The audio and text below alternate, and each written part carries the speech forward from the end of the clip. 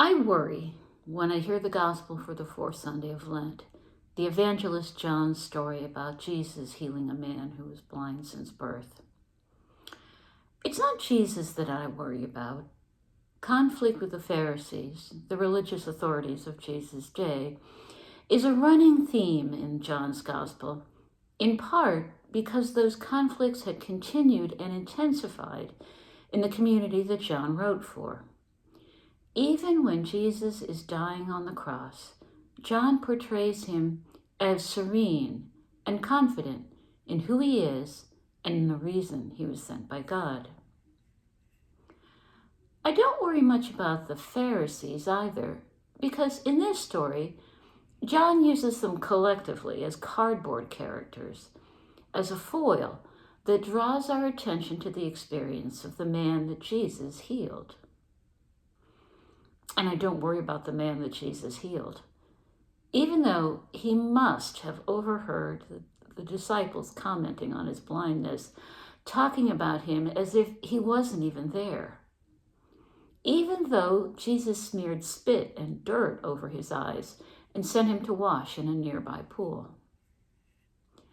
Despite his neighbors and the Pharisees' badgering questions, the man that Jesus healed sticks to what he knows. He seems as confident as his healer, growing in his understanding of his encounter with Jesus. So it's not Jesus that I worry about, or the Pharisees, or the man who was born blind, who now sees and believes in and worships Jesus. It's the man's parents that I worry about. The man's parents are there at the beginning of this story, present in the disciples' thoughtless speculation about whether their sinfulness caused their son's blindness.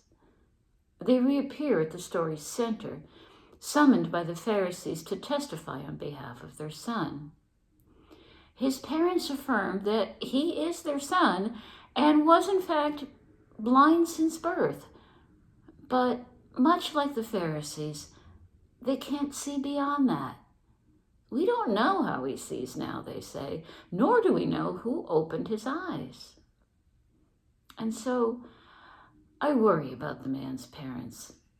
A lifetime of being suspected as the cause of their son's blindness must have put them on the fringes of their religious community.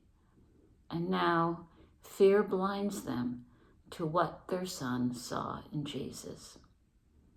So I worry about them, and I worry for people like them. Because the parents of the man born blind are not alone in how they responded to God's healing power, so visibly present in someone that other people don't think deserve it. They could not see what their son saw in Jesus. An invitation to grow and change, an invitation to a new life of seeing, not just the world around him, but seeing in Jesus the love and mercy of God present among us. For that is what it means to see Jesus, to see the unseen God, to know and love in Jesus the one who Jesus sent to us, to open our eyes and to free us from fear and to guide us to new life in him.